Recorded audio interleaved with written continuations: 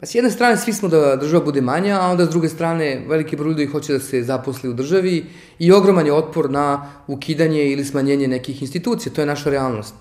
Obrni okreni, mi ćemo morati sa tim da se suočimo, da obezbedimo da neke nepotrebne administracije koje su se rodile pod lažnim plaštom evrointegracija budu ukinute ili smanjene, ali sa druge strane moramo da obezbedimo da čak i ako se ne smanjuje u nekim delovima država, da ona daje bolje usluge. Tako da bude potrebno manje truda i vremena u odnosima sa poreskom administracijom i sada kada već velika preduzeća imaju elektronsku razmenu podataka sa njom, želimo da to upotrebimo kao model i za sva druga preduzeća i građane i da, naročito oko odnosa koje se tiču građevinskih dozvola, legalizacije, ukinemo sve ono što je nepotrebna papirologija. Srbija ima preduzetničku snagu i ona u ovome momentu više nego ikada mora da bude oslobođena.